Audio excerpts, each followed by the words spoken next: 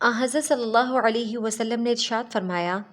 من استطاع منکم الباءۃ فلیتزوج،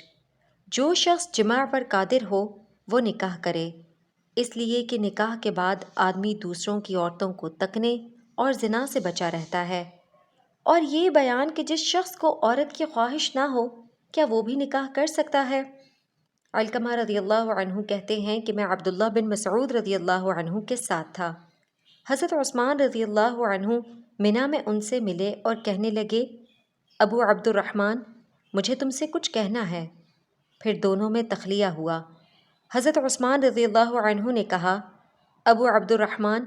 کیا تمہیں خواہش ہے کہ میں کنواری لڑکی سے تمہارا نکاح کر دوں، تمہیں جوانی کا لطف یاد آ جائے؟ جب عبداللہ بن مسعود رضی اللہ عنہ نے دیکھا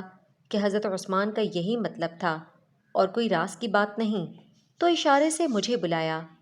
یا علقمہ، میں ان کے پاس گیا تو حضرت عثمان رضی اللہ عنہ یہ کہہ رہے تھے، اگر آپ یہ کہتے ہیں کہ میں خواہ نکاح کروں تو عرض یہ ہے کہ حضرت صلی اللہ علیہ وسلم نے ہمیں ایسا حکم نہیں دیا، بلکہ فرمایا ہے، جوانوں، تم میں جو جماع پر قادر ہو وہ تو نکاح کرے، اور جو جماع پر قادر نہ ہو مگر شہوت ہوتی ہے تو وہ روزے رکھے، اس لیے کہ روزہ شہوت کو کم کرتا ہے۔ جو شخص خانہ داری کی طاقت نہ رکھتا ہو،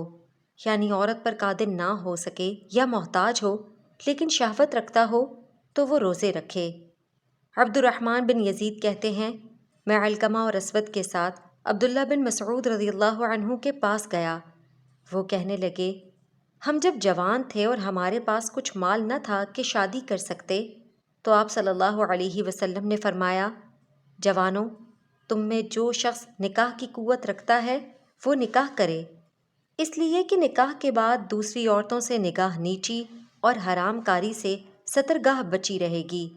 اور جو شخص یہ طاقت نہ رکھتا ہو وہ روزے رکھا کرے کہ روزہ اسے بے شہوت بنا دے گا۔